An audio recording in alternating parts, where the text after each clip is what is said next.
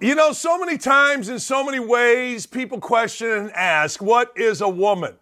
Isn't that ridiculous? And most folks are too afraid to define a woman, and that's why you got us here at OutKick, which we are unafraid. Well, yesterday, Sage Steele showed you what a woman was. She went on a 2-hour interview with Megyn Kelly, and just in the most delightful and dignified and responsible way, in the woman way, she showed what a woman is. She showed what a true patriot is. She showed what toughness is. And she did it in such a way that I believe she not only kept her dignity, but enhanced her dignity. So many times people are scorned, and what do? They get angry, they get mean, they get vindictive. No.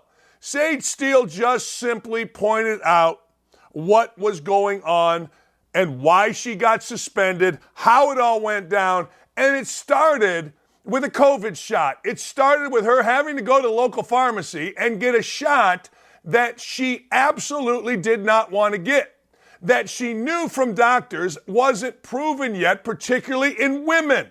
I've told you this before. Smartest guy I know, heart doctor, told his family, thus me, look, here's the deal. If you're a woman, I'm not taking it. If you want to get pregnant, don't take this shot. We don't have enough information yet. Reasonable people knew that. Sage knew that. She balked. She questioned. She got, well, ultimately, let's be honest, she got fired. She got moved around. They tried to distance themselves from her ESPN, and it failed because Sage Steele came out of this a winner. Let's hear from Sage on getting the COVID shot.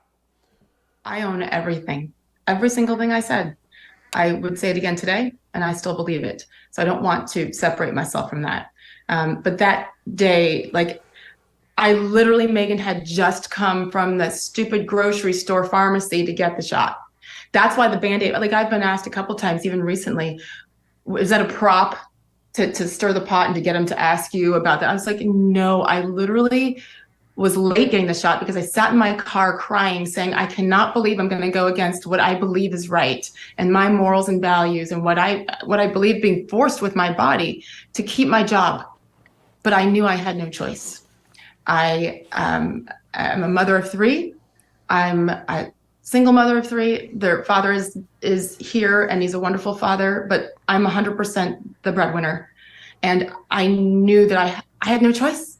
And I sat in that car and I was disgusted with myself for caving. See, I get emotional again. It's so stupid. I went in the grocery store and I sat down and the nurse looked at me. She's like, are you okay? Because I'm like, rah, crying. Mm-hmm. And I said, no, I'm not okay. I'm being forced to do this and I don't believe it's right. Not yet. Give it a year. See what more they learn. This is still experimental. Just give me time before I have to put this in my body. And the nurse looked at me and grabbed my hand and said, this is so wrong, and I'm sorry. Yeah, you know, there are people, memo to folks in the media, there are people that stand up. There are people that'll say this is wrong. Now, Sage, people say, well, why didn't she stand up? She's a mother of 3. She paid alimony to her husband, palimony, whatever the hell you call it, a lot, by the way.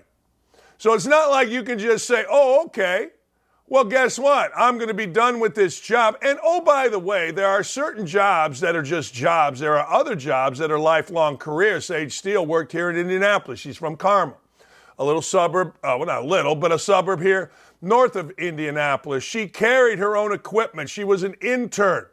You go through stuff to get all of a sudden to ESPN for 16 years. You just don't show up and become an iron worker or a mill worker. You just don't show up at a company and all of a sudden you're a salesman. I mean, to get to where she got is a lifetime of work. It's one of the things that as a little kid you dream of doing. I want to host a show. I want to be a broadcaster. I want to host a TV show. Blah, blah, blah, blah, blah, whatever it is. And you don't just throw that away. And you can hear in her voice how hard it was. And of course, people always look at something. Well, she had a Band-Aid on. I got to tell you, I had a Band-Aid on my knee for I don't even know how long.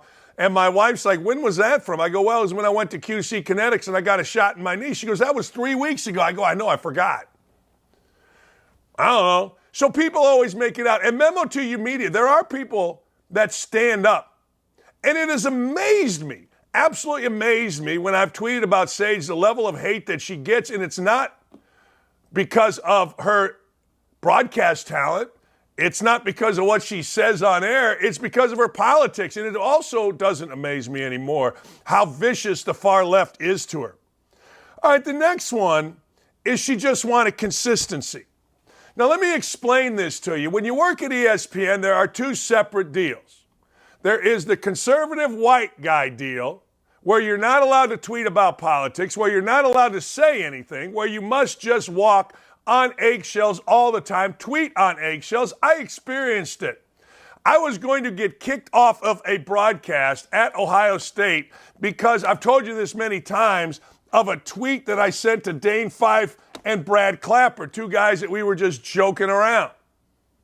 Well, Norby Williamson and the boys and girls at ESPN took it to mean something else. And I'm sitting in a hotel room having to explain myself, and I asked, I go, you guys worried about Jalen Rose? Well, don't worry about that. This is about you. I go, okay. Well, here's what it is, and you can fire me if you'd like, or you can take me off the air. I'm happy to go home. But this is what the tweet meant. It had nothing sexual, nothing racist, nothing political, nothing vulgar. It was an inside joke about Indiana basketball. And I had to answer for it. I got a call right after I did my radio show. See, all you want is consistency. Let me give you a little bit of Jalen Rose. So Jalen Rose was able to stay on the air and get promoted through a DUI. Jalen Rose said on the air, he talked about white boy wasted. Now, look, can you imagine we go the other way with that one?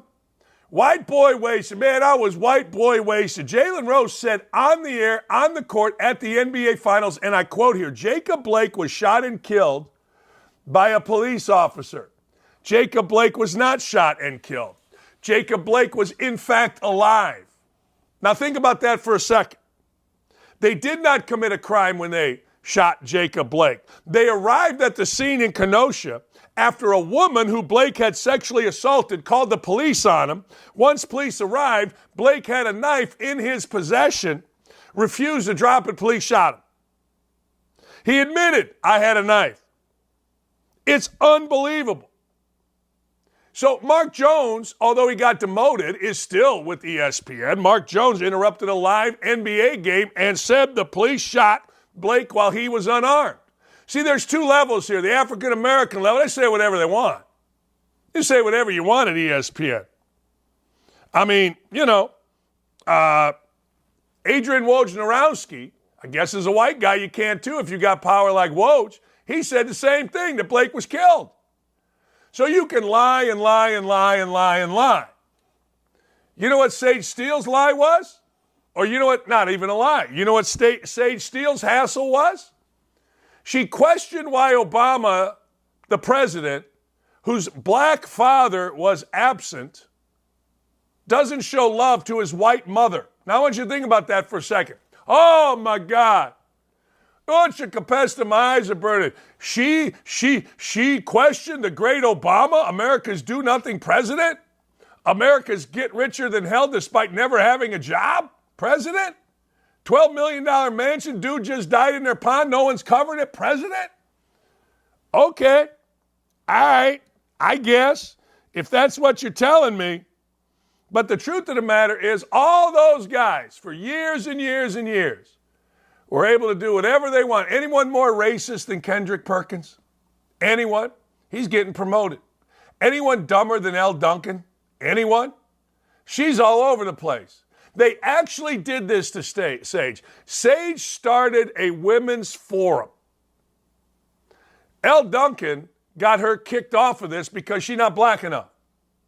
I don't even know what Elle Duncan is. She represents herself as anything she needs to be. And Elle Duncan breaks in to a live game to lie and not understand a bill in Florida that is not called Don't Say Gay. You certainly can say gay, but she's too stupid and apparently too powerful, or at least too diverse, that ESPN can't stop her from lying.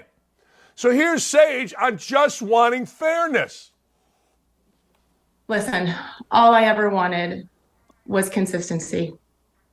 And if we are allowing my peers to go on social media, much less on our own airwaves, saying things that are anything that have nothing to do with sports, that are political, that are not true quite often, because the parental rights bill in Florida is not what many people claim that it is. Most people apparently didn't take the time to read it.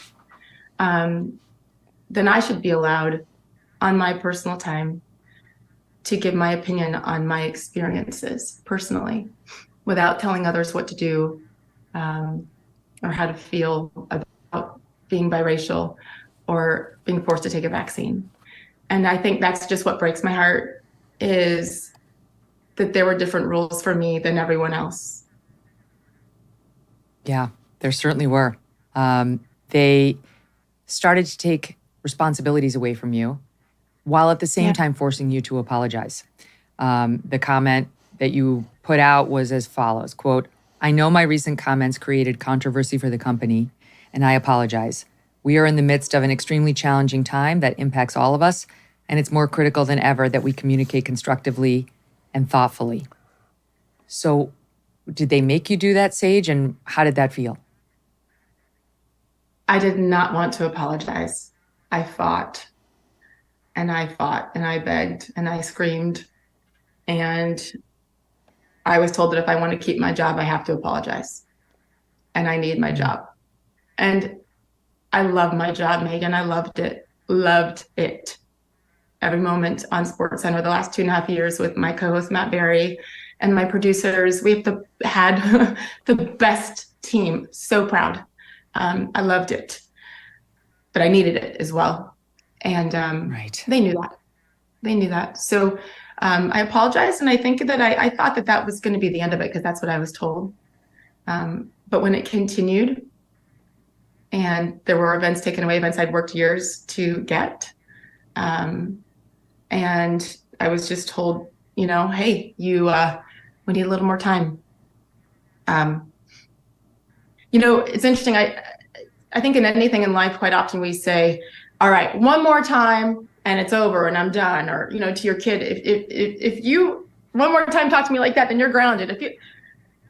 I knew that there was a line somewhere. I just didn't know what it was until it was crossed.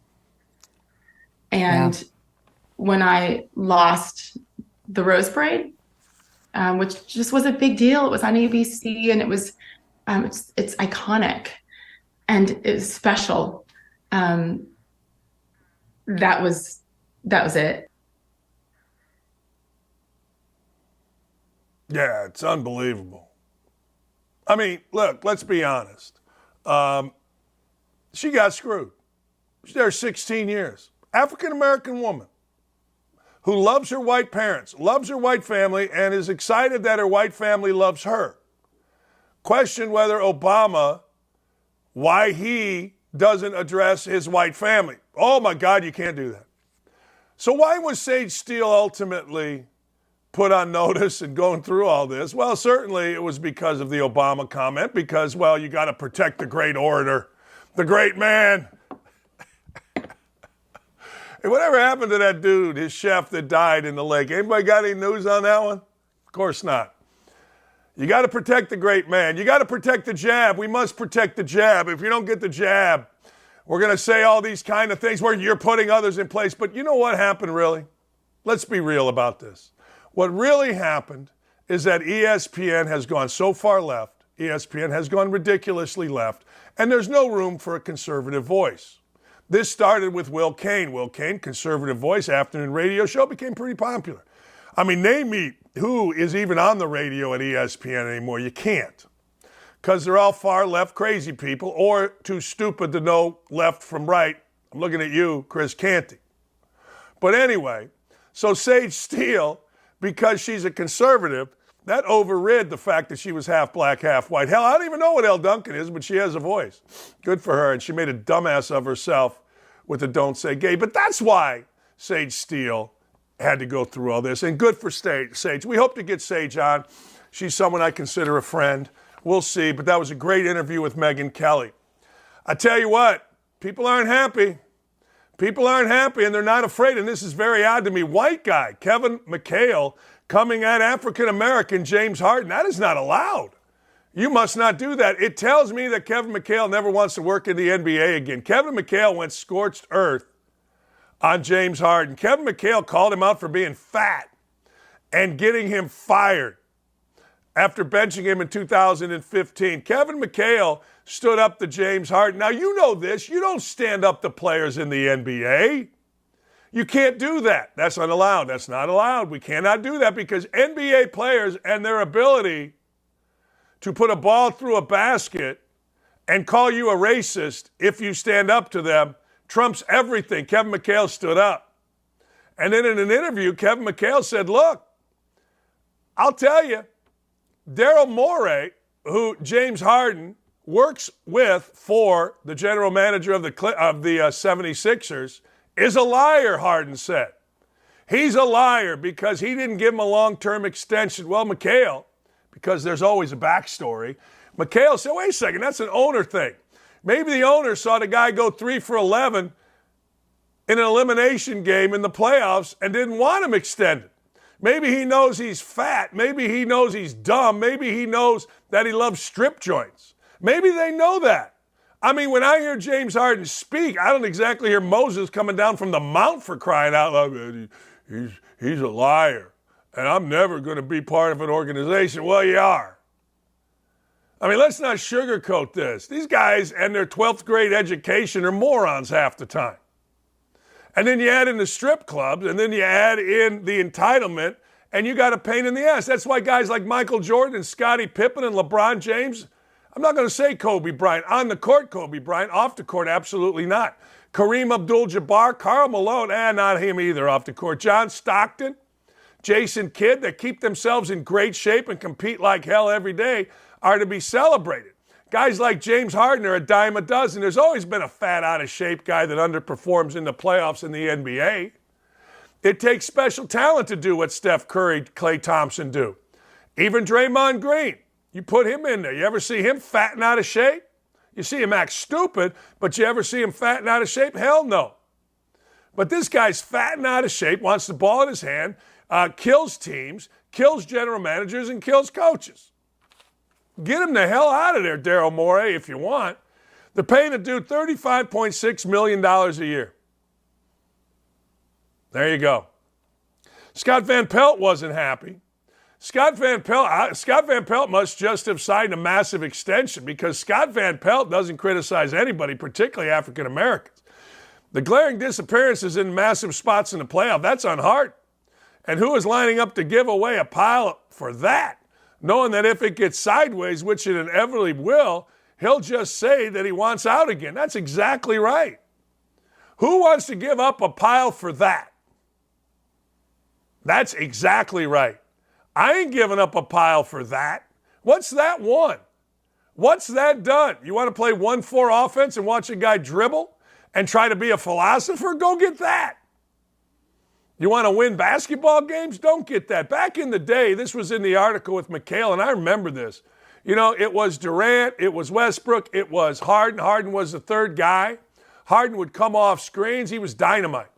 Now he wants the ball, wants everybody to get out of his way and dribble the ball till it bleeds. And then occasionally make a good pass, and everybody goes, oh, get his ass out of here. $35 million. That fraud should wake up every day, get on his knees, thank his God for giving him the life that he has with the brain that he has. And I got to tell you, then I can get down with it. Remember Willie McGinest? We can't show you the video, but big Willie McGinest walks into a supper club and punches a dude out. Just walked right in and punched a dude. It's all on video. I think we showed it once and we got in trouble. But this dumbass thought that he's so entitled. Well, I got Super Bowl rings, man. Really? You got Super Bowl rings? Yay, rock, go fight, win. Your team pushed the ball across a line more times than another team pushed the ball across the line. So I got Super Bowl rings. I can punch anybody in a supper club. Well, this idiot pled not guilty. Willie McGinest said, yeah, I didn't do it. Well, it's all on tape. Yeah, but what had happened was, oh, okay, great. All right, you're right. We're wrong. Yay, rock. Go fight Willie McGinest. But that's the truth. Look at this philosopher, the great orator. I had him on my radio show once, and I really liked him. I thought he was a pretty good guy. But he's an idiot. You go into a supper club, you punch some dude out because you got 3 or 4 guys with you, and then you walk out. They're not going to do anything to Willie McGinest. There's not one single thing. Willie McGinest is going to hire a lawyer. We don't have prosecutors with any sack anyway, other than when it comes to Trump. And Willie McGinest will walk scot-free with maybe a fine because, well, Willie McGinest is Willie McGinest. He was a football player, man. Yeah. I mean, look, if you're a football player and you did what now? Your team pushed the ball across the line more than the other team? Wow. All right. It's a felony. He pleaded not guilty. Good for him. Yeah. 1 count of felony assault with a deadly weapon. 1 felony count of assault by means of force, likely to cause great bodily injury. Just beat the hell out of a guy in a place called Delilah in West Hollywood. You know, it's funny. The lawsuit filed by the victim says that McGinest snapped on him after he made a comment about USC, Willie's alma mater. I got the boys at Purdue, some old forward named Walter Jordan, and some young mumbling, stumbling whisperer named Raphael Davis who goes on TV. They're all mad because I criticized Purdue. In the end, you say whatever you want. Pretty confident people. Sorry, Willie. I'm tired of Gronk. I've had enough Gronk. I got enough Gronk in my life. I got all the Gronk I want I've had enough. Gronk is unlikable. Yeah, everybody but aren't you tired of Gronk? When Gronk comes on, what do you think? Big stupid guy. He's not Pat McAfee. He's not Tony Romo. He's not anybody that's interesting. He's just a big goofy guy. And we get wore out by that. Brian Daboll wants me on his roster. I know it. I love to pretend that I can still play. It makes me feel good. All right. You go get him, Gronk. About a couple years from now, you'll read about, I'm sure, how Gronk was depressed and all that stuff. Gronk's going to get irrelevant here in about a year. No one's going to pay attention to him. Netflix or somebody's going to do a documentary on him, and he's going to go Johnny Manziel and tell us all about his mental problems. You mark my words. There's a formula here. I'm not unsympathetic to it. I'm not unsympathetic to it at all. But that's what's going to happen. I mean, how many times do we have to see it? Big crazy guy. I lived my life in sadness. Okay. All right. Because no one's paying attention to me. Your agent shops a documentary, Johnny Manziel style, tries to put him back into relevance, and at some point in it, you tug at the heartstrings and you say, I thought about killing myself. I have mental health issues. It's coming. Guarantee you.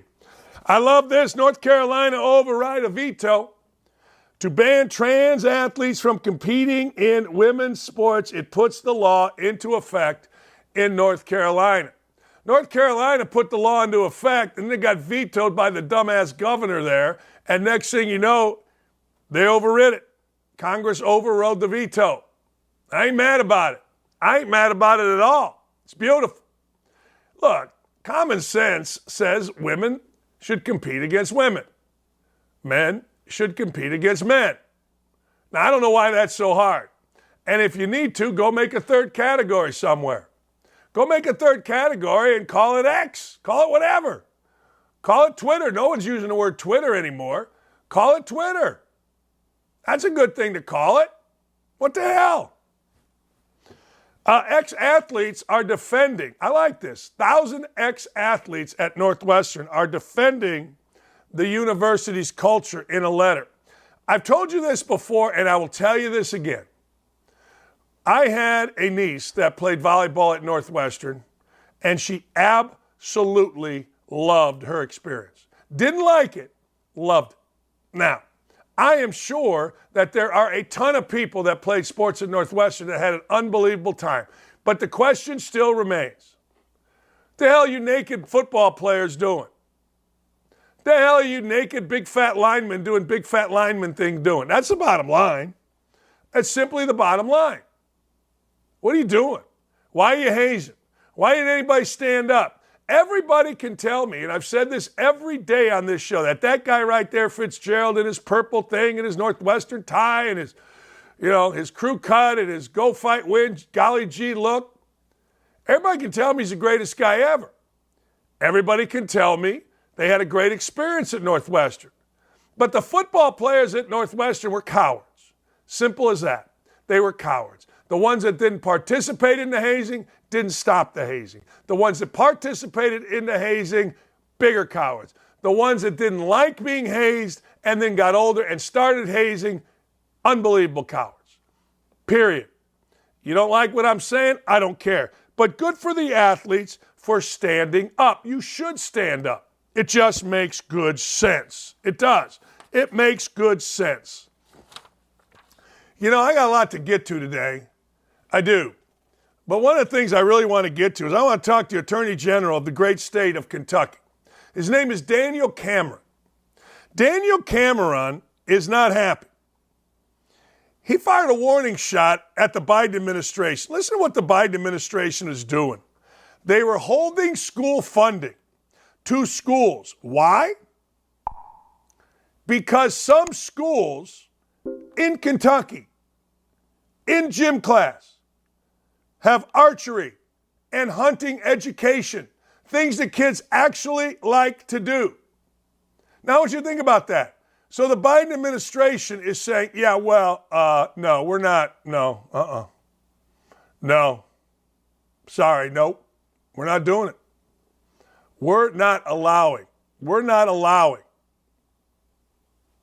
money that goes to these schools to go to schools in Kentucky because, I just got to tell you, you're teaching hunting. Really? Shouldn't we teach hunting? I mean, aren't we supposed to do things like, teach give a man a fish, he eats for a day. Teach a boy to fish, he eats for a lifetime. I mean, if you trust the government or you trust what's going on here, I don't think anybody should be adverse to hunting. Hunting, to me, when the government comes and acts stupid, maybe you need to know how to hunt. I don't know. Be right back. Hey, Davey Hudson of OutKick here. We are at SEC Media Days 2023 in Nashville, Tennessee. We're going to go talk to some players, see what they have to say. What's the best purchase you've made from an NIL deal so far? Tag watch right here. Far. Best purchase? I probably just give it back to my son for real. That's probably my best purchase every time. Man, pay my truck off. Definitely. A house. My wife and I bought a house, so that's been huge. Being able to save that money up and buy a house. This chain here. The best purchase? I'd probably say helping my mom out with school. Ooh, the best purchase? Probably the shoes. The shoes I got on right now. The best purchase I made, the best NIL deal I've had is free steaks from Marksbury Farms, so keep me fed and beefed up. With it. Ooh, purchase? Probably a new golf bag. Or recently I played TPC Sawgrass this past weekend, and that was from I used that money from a deal I made, so that's up there too. Probably getting my sister through college, helping my family out a lot. That's probably my best purchase I've done. Best purchase? Probably my mom and dad anniversary gift. The best purchase I've made? I got a yoga mat the other day, and that's helped me a lot. Just flexibility and everything like that, so probably that. Best purchase? My smile. Best purchase? I would say my best purchase was having my school supply drive. Landon, what is your favorite sports movie of all time? Remember the Titans for sure. Sport movie, I say Love and Basketball. That's my favorite. Got to be Remember the Titans, for sure. Remember the Titans. I mean, it's top movie ever. Probably Longest Yard.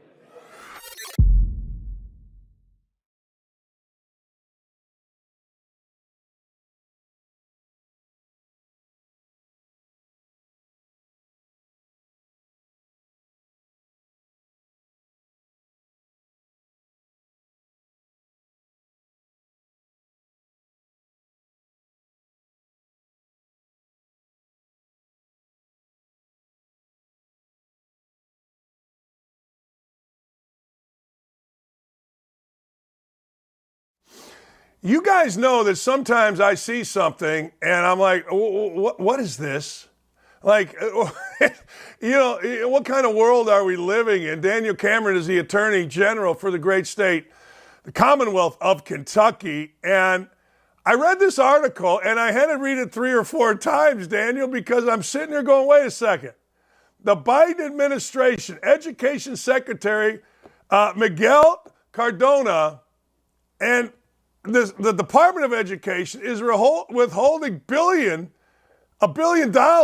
in funding to schools because schools are teaching archery and hunting. What the hell is this about?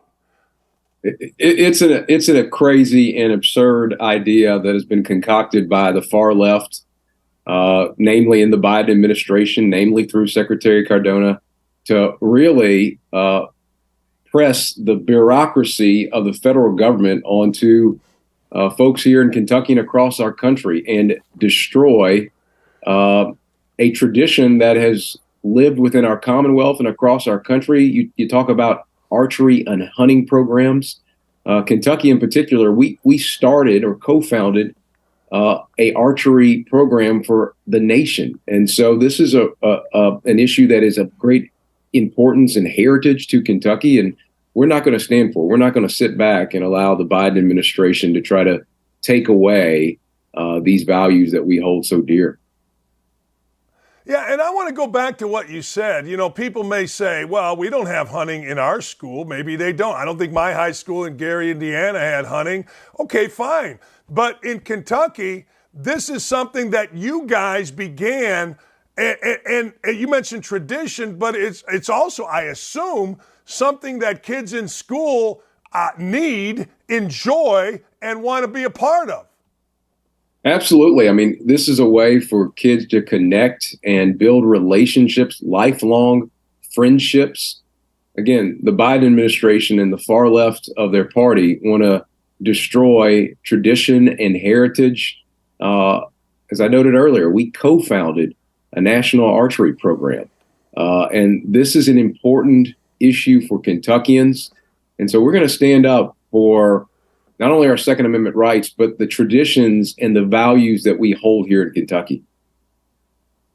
Now, I always look at the other side. When something is so ridiculous, I always look at the other side, okay? And I say, okay, they're not, but here's what I have read, and tell me if, where this plays in. They're basically saying that what is being used in hunting, what is being used in archery are dangerous weapons. And they're using some 1964 or 1965 bill to say, look, we don't have to fund this because in school, dangerous weapons shouldn't be used. That's the argument, right? Against?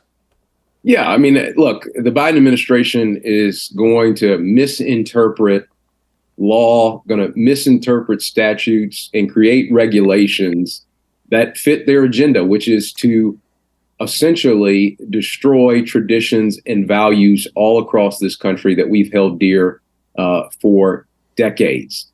And the Biden administration is intent on having everything look like far left communities. And that just doesn't fit with Kentucky. That doesn't fit with our values. And I certainly know that it doesn't fit with a lot of small towns, a lot of communities across our country.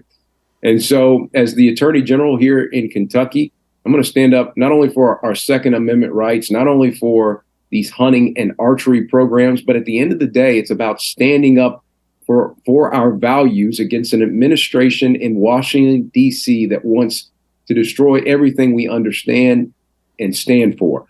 And we're not going to put up with it. And myself and other Republican attorneys general across this country are going to keep standing up for the hardworking men and women of our country because that's what they deserve. It is amazing. Let me ask you, and I don't know if you know the answer to this, but how many kids participate in this hunting and archery? How many kids participate in the program across the state? You have any idea? Well, there are, hundreds of, kids that are involved in these archery and hunting programs. And again, it's important for development, important for community engagement. And like I said earlier, building those long-time and long-lasting friendships. And we've got an outdoor culture here in Kentucky. folks are adamant about being prepared and being on a deer stand come deer hunting season. They're adamant about getting out and being able to fish and explore and be a part of our wildlife community. And so this is something, like I talked about earlier, is a tradition and a value that we're going to hold dearly here in Kentucky, and we're going to protect.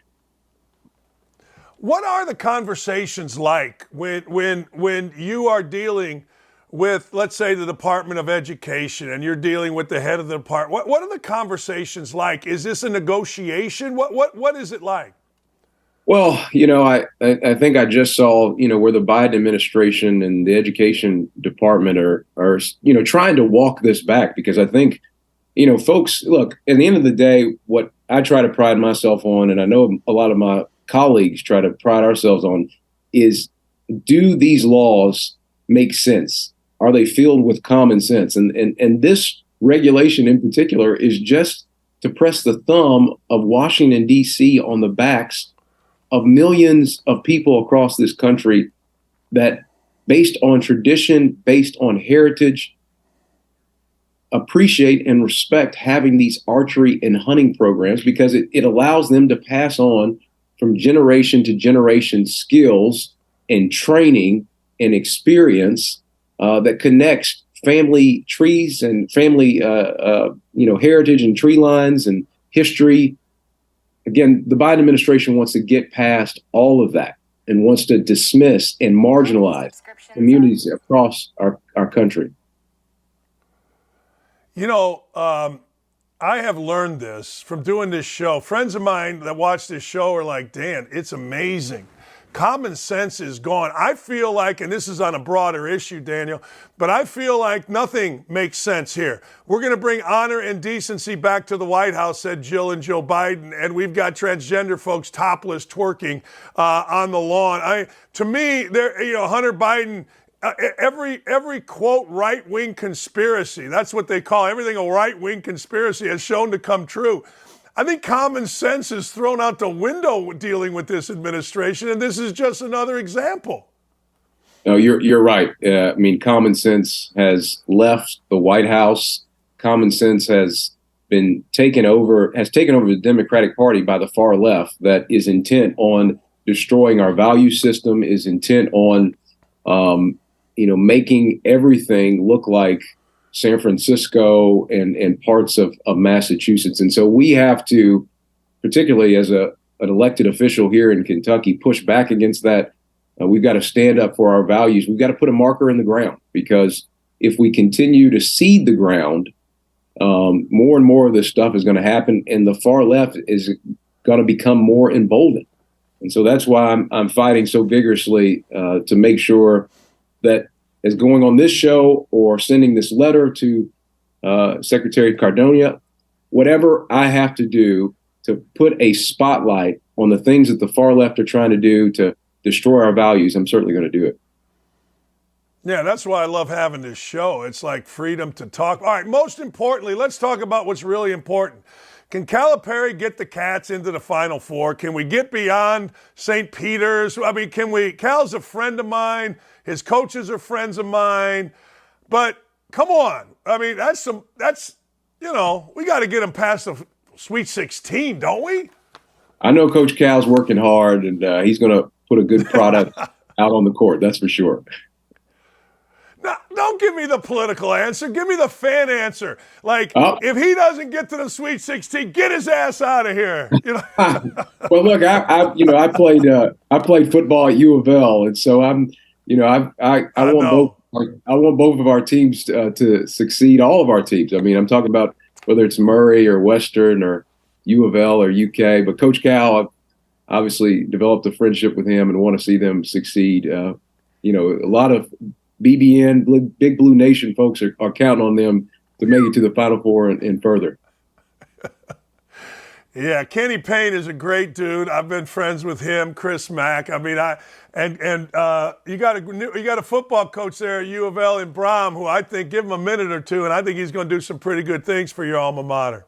I think Coach Brom's going to do a fantastic job. I was on the team when he was there coaching when Petrino was here, and that whole family is fully committed and invested in resurrecting our program. And so I'm excited about the future again, not only for U of L, but for University of Kentucky as well.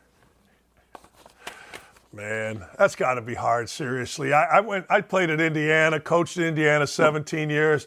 If I had to go I really hope Purdue does great, I'd have to swallow my face, I think, a little bit. Man, look, I'll tell you, in high school, there was a guy ahead of me, Dominic Lewis, who ended up going to University of Kentucky, and I went to U of L the year after him. So as long as we're not playing each other, I'm a fan of both, man. It's funny. My high school teammate, he played at Purdue, played basketball at Purdue when I was playing at Indiana. So I was kind of with you. I get exactly what you're saying. Hey, man, keep fighting the fight, and I hope you'll come back. We'll keep pushing, brother. Thank you so much. Oh, thank you. That's the Attorney General of the Commonwealth of the great state of Kentucky. I love Kentucky. I do. I'm not supposed to. And I've made disparaging remarks when I had my radio show, but everybody knows I love Keeneland. I love Churchill. I'm a huge fan of Calipari. I love Kenny Payne. I do. I love driving into Kentucky. I love driving through Kentucky. I do. I stop at the Corvette Museum on my way to see my daughter in Nashville. In Bowling Green, I do. So, hey, a lot of you are on me saying, oh, now you're kissing up about Kentucky. No, I like Kentucky. Leave me alone. And Daniel Cameron is a great dude. And I hope, man, it's just once again the bullshit, excuse my language, of the Biden administration. It's just, it is non-stop every single moment of every single day. The nonsense of this administration, honest to God. And everything's a far-right conspiracy. And then it turns out to be true. Hey, Hillary Clinton, she didn't get rid of her emails, really. She didn't smash up her server. No, she did it with a hammer. I'm sorry, not a sledgehammer. I don't know. Hunter Biden's laptop, that's crap. We had Emma Jo Morris on here numerous times who wrote the story. Emma Jo got in front of Congress. We got to get Emma Jo back on. I love that. It's all such crap, and I'm glad to see people fighting for what's right. Thank you to the Attorney General, Daniel Cameron. If you are in Kentucky, whatever office he's in, you got to vote for that man. That man just has common sense. I should have asked him about the fentanyl. I should have asked him what's going on because it's just driving me nuts how it's lawlessness at the border and you all think that it's not going to affect us. Serious business. Of course it's going to affect us. Hey, this is getting crazy. And I don't know the answer to this, but this Wander Franco thing, the star shortstop, the new young stud of the Tampa Bay Rays who's alleged to have been in a relationship with a 14-year-old girl. Listen to this. It is unlikely that Wander Franco will play in MLB again while they are probing into allegations the shortstop had an improper relationship with a minor. Now think about that. Unlikely to play in Major League Baseball. Now, I've always said this. I always try to look beyond my nose. All right? So I say to myself, all right, how do you play Major League Baseball from prison? Do you go to prison if you are having an affair, a sexual relationship with a 14-year-old girl? Now, I don't know the answer to that. I'll be honest with you. I don't. I think you do. But it seems to me that people get out of prison. Now, this guy, he was born March 1st, 2021. So he's 22 years old. Okay? Now, I don't know. Somebody asked me this question. An 18-year-old having sex with a 17-year-old in high school. One's a junior, one's a senior. One's in college, one's still a senior in high school. I don't know. But a 14-year-old girl, and you're a 22-year-old adult, you got to go to jail. So how are you going to play baseball from jail? We've had certain things. Anybody heard from Addison Russell since his girlfriend, I think it was his girlfriend, not his wife. I think it may have been his wife, alleged abuse in Instagram posts. Anybody seen or heard from him? I mean, I haven't seen or heard from him ever. But this 22-year-old is facing not only a Major League Baseball inquiry, he's facing an inquiry in the Dominican Republic, he's facing an inquiry here in the United States. And, you know, one of the things that we have always said and is always ringing true in sports is that talent can outweigh your problems. Meaning, look, how many chances did Pac-Man Jones get? Antonio Brown? It all goes back to Steve Howe, the left-handed relief pitcher of the Dodgers. This is going way back. You can look Steve Howe up. Steve Howe was a really good relief pitcher. He, I don't know, got like 7 chances. He got like, it was like every other day, you're like, Steve Howe suspended for drug use, blah, blah, blah, blah. And you're like, all right, okay. All right.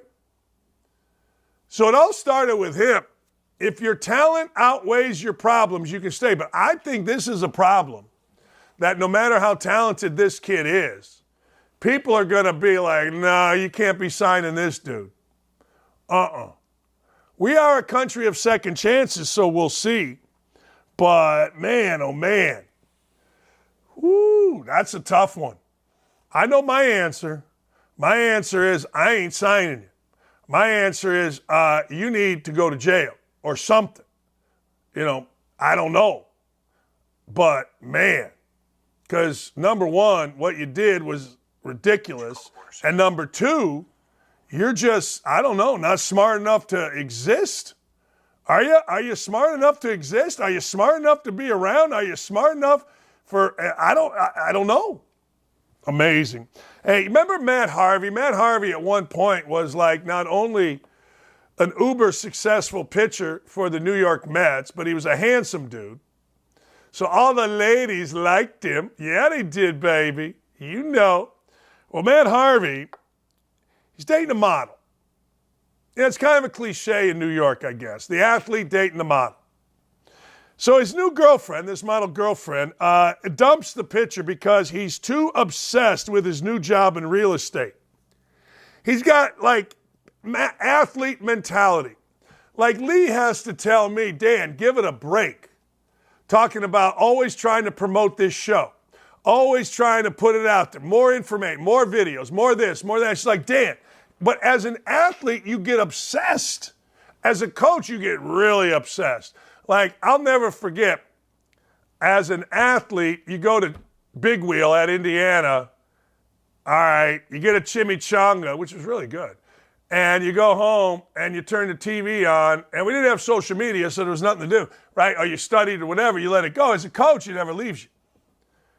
And I'm guessing it's the same thing. So Matt Harvey is now taking his crazy sports, competitiveness, and he's taking it to the real estate market. And let me explain something to you. The girl who, I don't know, puts on no clothes, walks around down a runway, on a beach, whatever.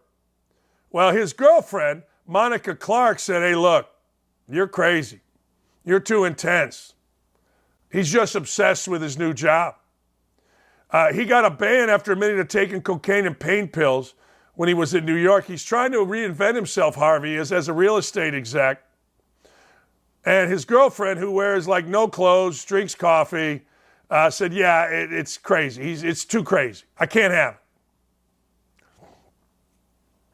All right.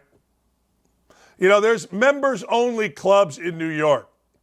Like, if you want to go see A-Rod, you go to Isaiah, you go to these members-only clubs. My brother's been in, but like, yeah, they're really cool. See a lot of famous people. See a lot of half-naked women. All right. Well, anyway, long story short, this dude's trying to make something of himself, and the woman's trying to bring him down. Shame on you, woman. This is big news, apparently. One of the gymnasts, a girl named Olivia Dunne, who is making a ton of money, she and the, whatever those twins' names are, by taking their clothes off and going and showing their ass. So Olivia Dunne, this is big news. She's in a star-studded relationship with pitcher Paul Skenes, the number 1 pick in the draft. She sat in the stands to watch her baseball Bows minor league debut in Bradenton, Florida. Oh, my God, if Olivia Dunne shows up. See, that's it right there. Show your ass. That's more clothes than the woman ever wears, and she's making a ton of money. My wife, the lovely Lee Ross Dakich, said it best. Livy, why you got so many clothes on? I mean, that's unlike her. I guess maybe it's a formal event, the Academy of Country Music Awards. But anyway, my wife said it best. Little girls that are going to take their clothes off are going to make the most money in NIL. And Olivia Dunne and her little look, oh. Seriously, looks like she's 10 years old. I mean, dudes, give it a break. Jeez, give it a break, will you? What's her name? What are those twins' names? Hayley and Bailey or whatever the hell. Take your clothes off, get in a bikini, and make some NIL money. Yeah. My wife was right. Hey, look, the quarterback's always going to make the money. There you go. That's more like you. Go something strapless. Go something bikini. Yeah, do that. My friend Jason Allen Hammer, the co-host of Hammer and Nigel, #1 news talk show in the country, is coming up here in a minute. Anheuser-Busch has teamed up with the Commanders. That's right. Anheuser-Busch. Beer gone awry. Friday night bites with the Commanders. That's right. You know the Cubs. You go to Wrigley Field, you can only really, unless you get some kind of, IPA, but everything else is Bud products, and it hurts me. I've only been to Wrigley once this year, but it hurt me because I love Mango Card. I've told you this. I have. I've told you this forever. But America's most dysfunctional franchise, the Washington Commanders, who should be named the Redskins if you've studied anything, but I know y'all haven't, they are teaming up with Anheuser-Busch, America's most dysfunctional beer brand. What are they teaming up to do? Hell, I don't know. The hell do I know? But I know this, when dysfunction gets together, you know I'm down for it. You know I am. I love me dysfunction. I want crazy woman to marry crazy guy, and then we see what's going on in the world. Isn't it better? See, that Nick Lachey, and I'm going back a few years, marrying Jessica Simpson, he was too easy. He was too smooth. That Federline guy, K-Fed or whatever his name was, marrying Madonna, Madonna needed to marry crazy.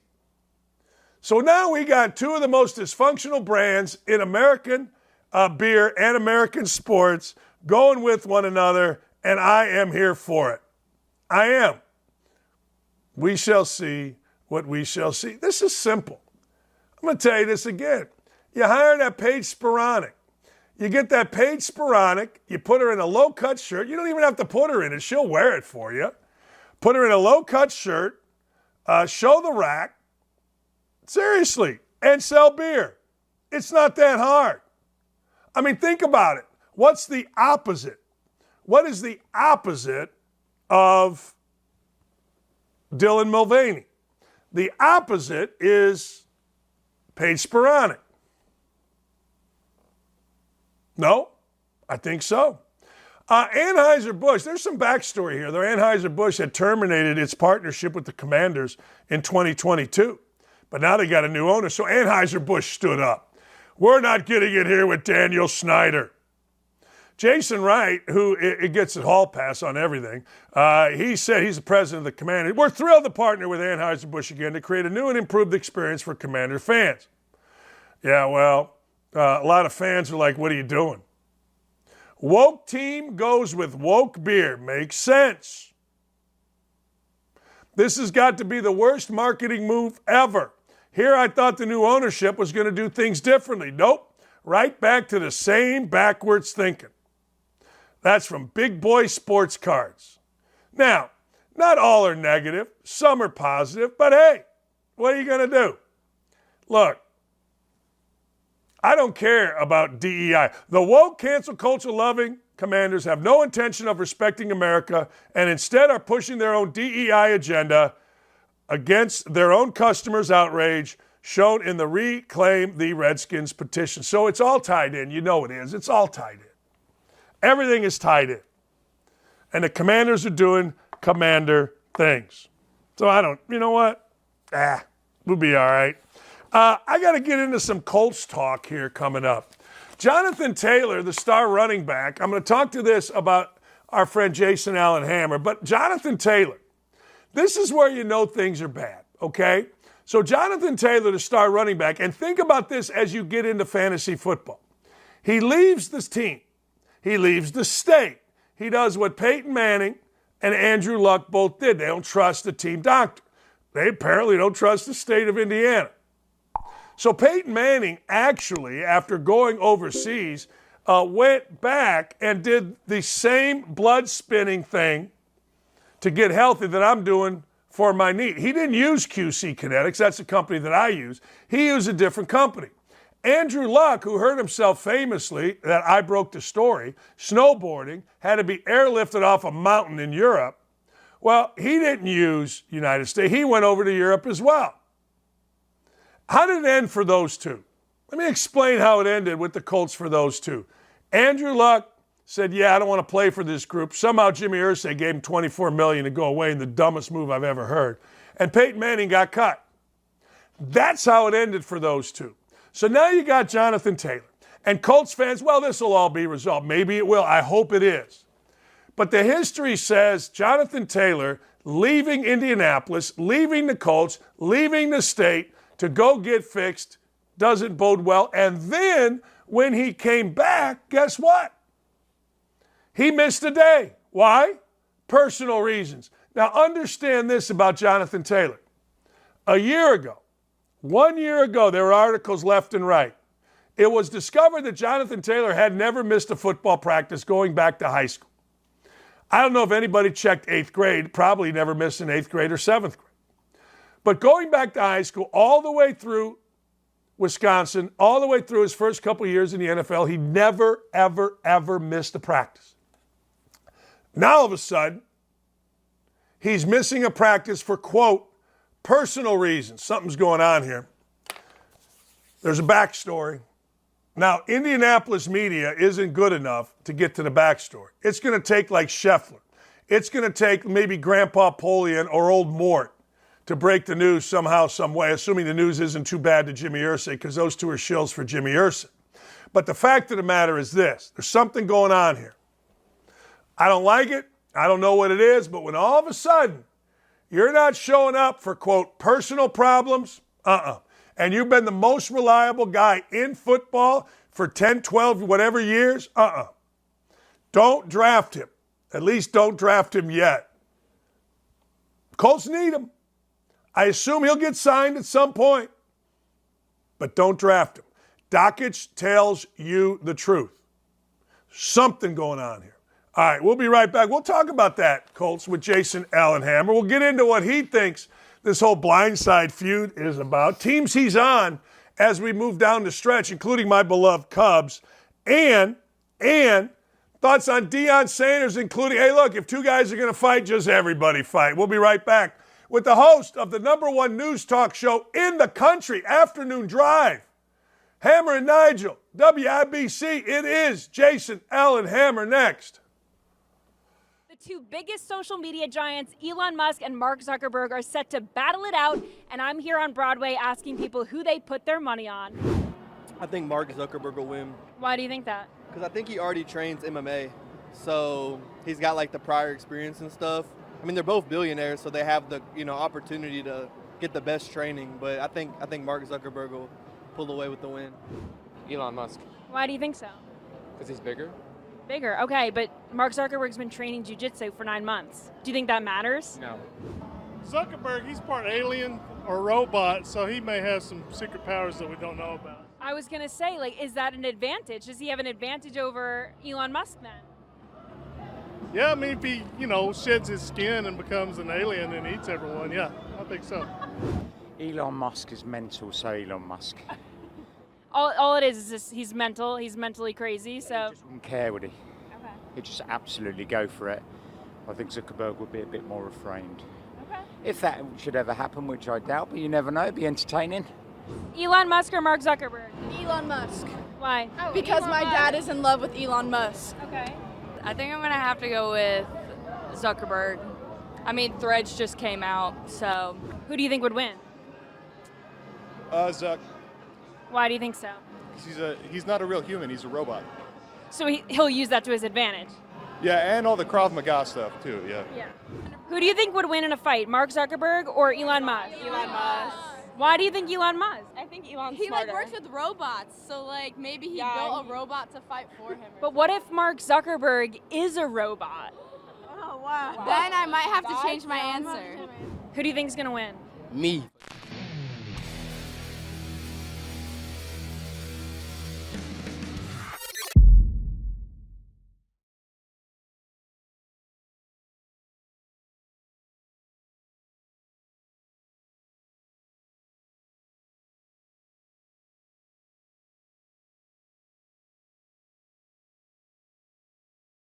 Ladies and gentlemen, it's the #1 afternoon drive news talk show in the country. It's on WIBC 93.1 here in Indianapolis. It's called Hammer and Nigel because, well, they speak on any and all topics. They can speak seriously. They can make fun of themselves and others. They can make fun of what's going on, but they also have insight that nobody else has. Jason Allen Hammer, who is the Hammer and Nigel, nice enough to join us. I'm going to get right into this. Michael Oher and the Tuohys are going to battle. I feel like ultimately Michael Oher's lawsuit's going to get thrown out. Feels like a shakedown. What is your sense? This whole thing stinks to me. And we haven't talked a lot about this on our show, Coach, because the whole thing just feels really fishy. It stinks. There's enough things that stink in the news cycle, and the majority of them are coming out of Washington, D.C. But the fact that already there are some folks that can prove Michael Oher was full of crap. Michael Oher's coming out and saying, they never told me that this was a conservatorship. They never told me about that. It was in his own book, in Michael Oher's book that he put out in 2011. Now, unless this is a Charles Barkley defense where he once said he was misquoted in his own autobiography, that's a pretty big lie right out of the gate. Right? We're not talking about forgetting one little detail. Where were you this date? What were you wearing? What were you drinking? Those are small details people can forget.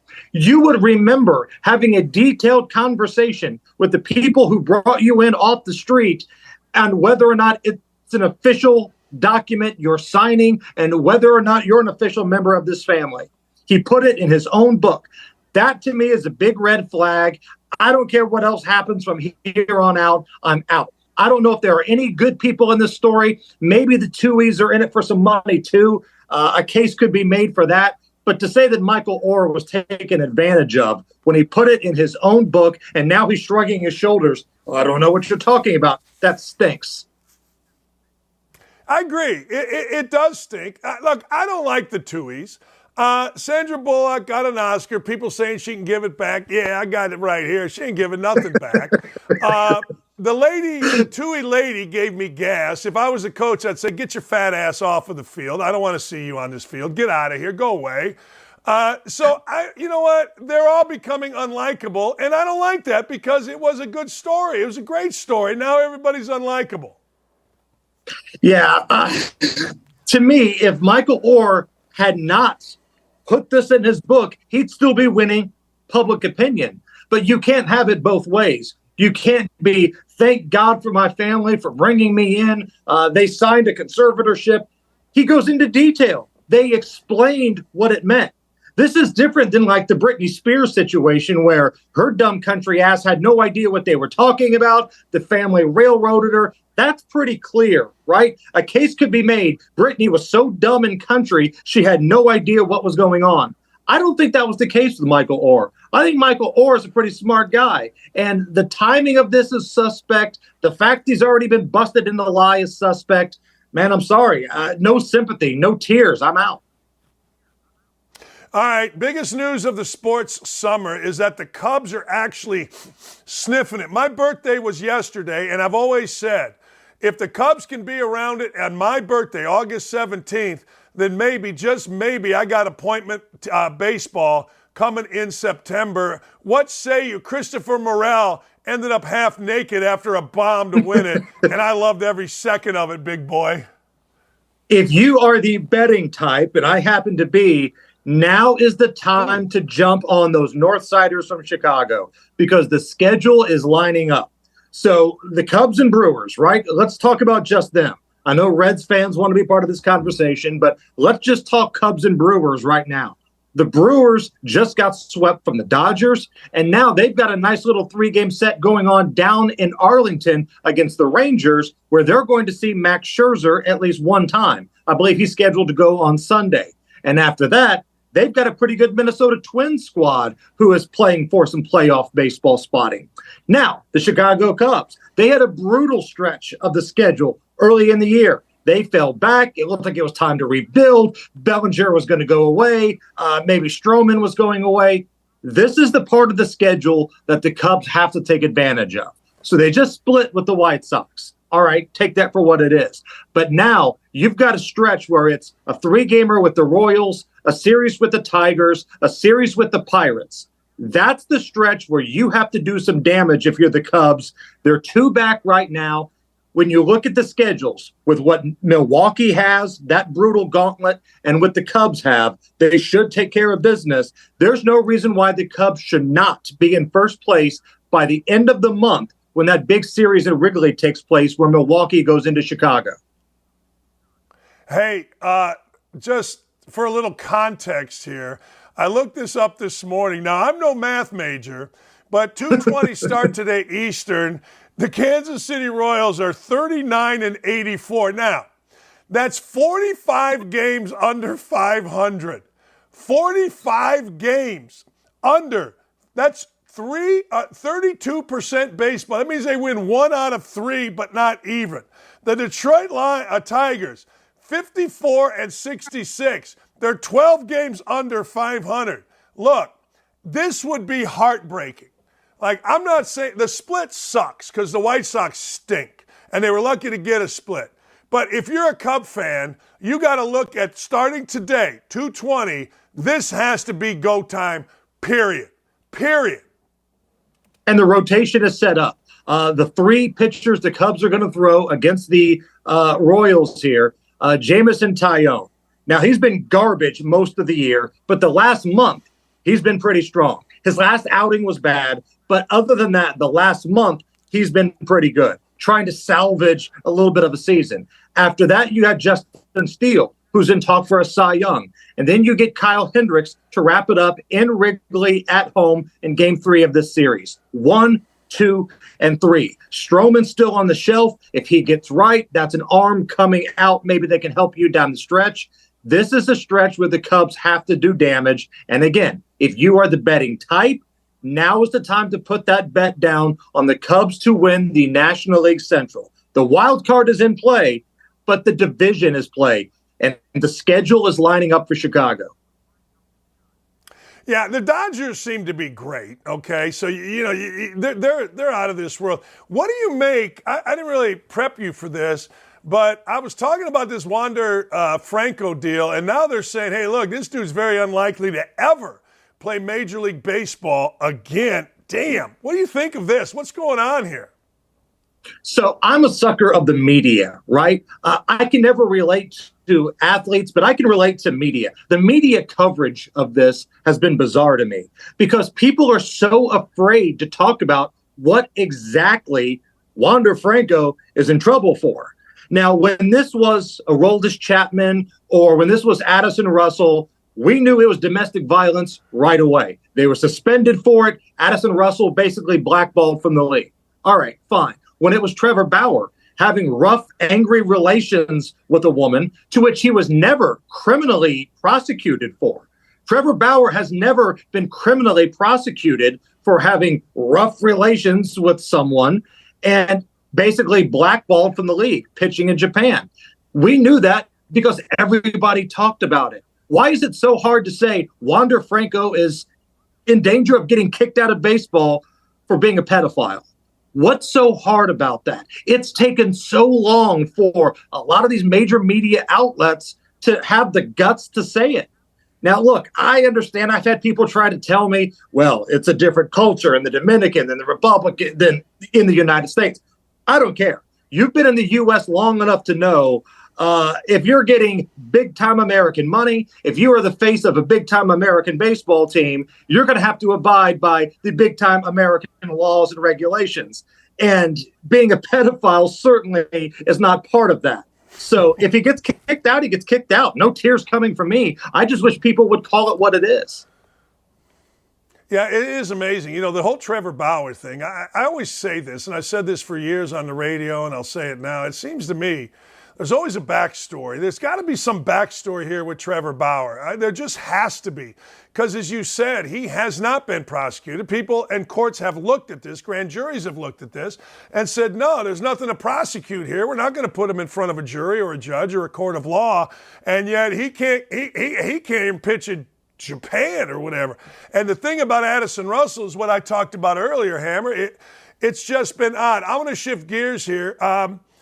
I love Deion Sanders. I wasn't that big on him when he played. I thought he was fun to watch, I guess. I don't know. He never played for a team that I really gave a rat's ass about.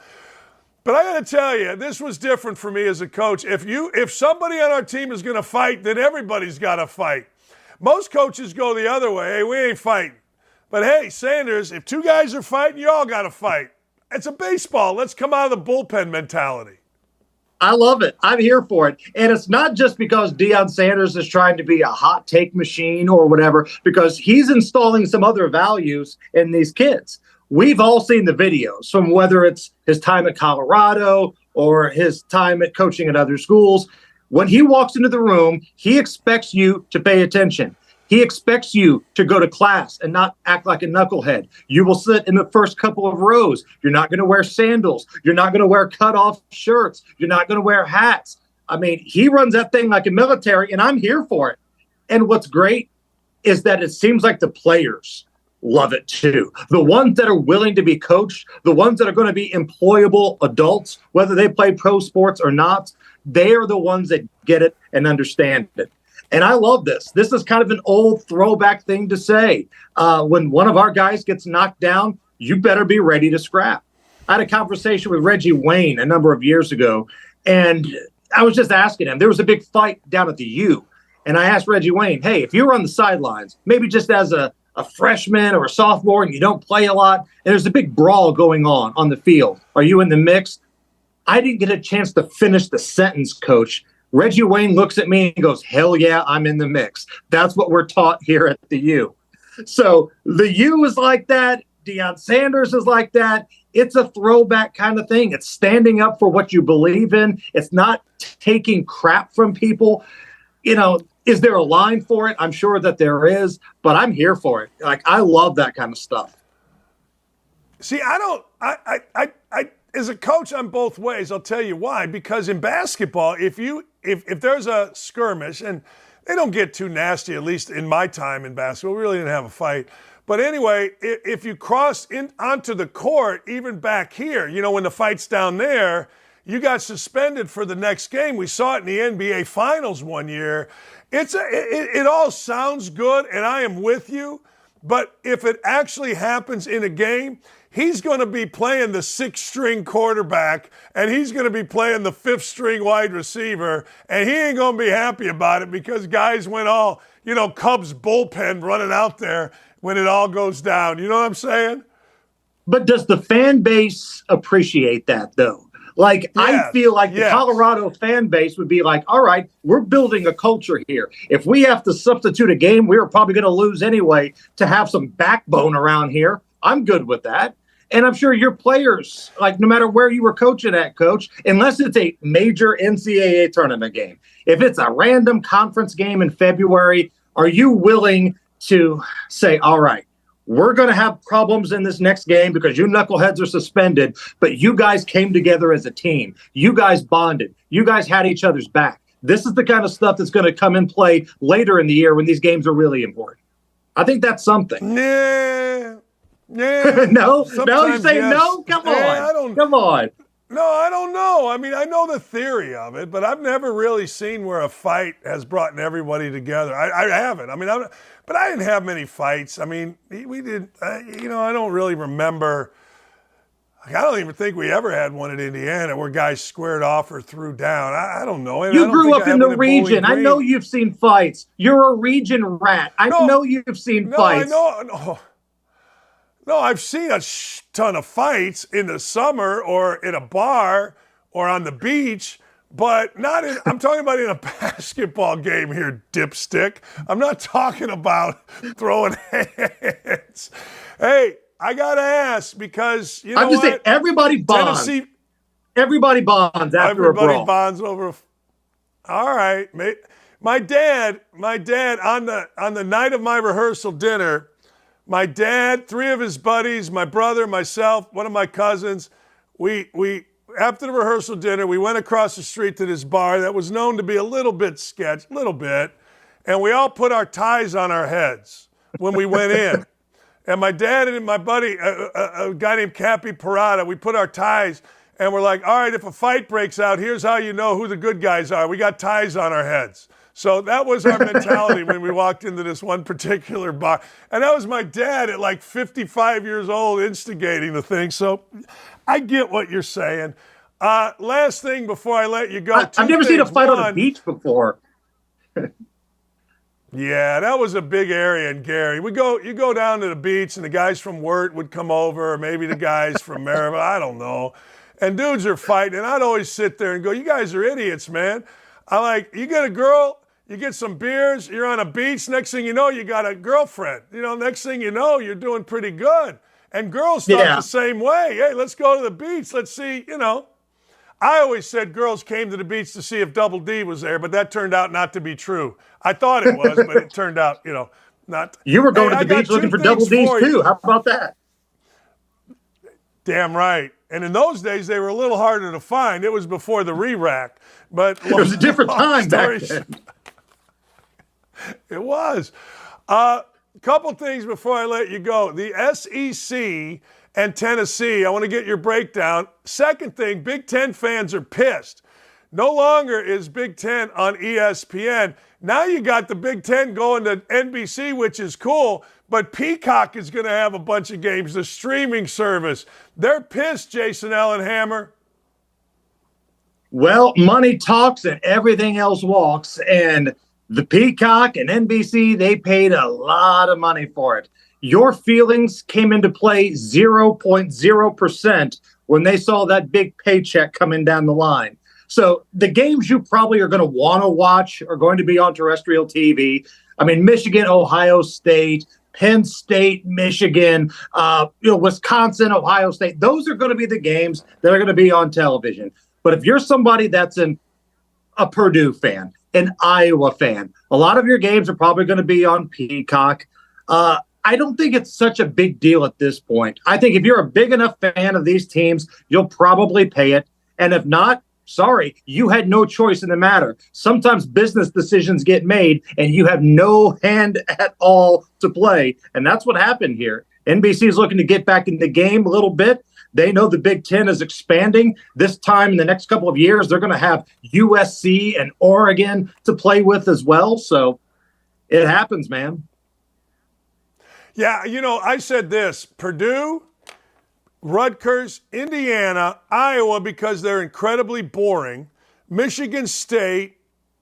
I'm going to give Nebraska a break because they got great fans. But let Illinois, Minnesota, Northwestern, Minnesota, those 8 teams, it should be like the Premier League. You don't get relegated down. You get relegated to Peacock, and you got to get better and work your way up to NBC. You know what I'm saying? That's the way that – there's no way the Nebraska-Rutgers game should be on anything, but if it's got to be on something, it should be on Peacock, not on NBC or the Big Ten Network or wherever. And you know people are going to complain about it too. There's going to be that one Rutgers football fan, the one guy, Greg Schiano's cousin, that's going to be complaining that the game isn't on regular television. Yeah, sorry, Minnesota and Rutgers, you're going to have to go search to find it. My apologies. What do you think, Tennessee? Last thing, quick. What do you think? The Vols, Joe Milton. If Joe Milton has any touch at all in the football, that offense is going to be good again. Are they better than Georgia? Probably not. But I love what Heupel does with that offense. Remember, Joe Milton was the starter before he was ultimately replaced by Tennessee. The reason why, he can't throw passes with touch.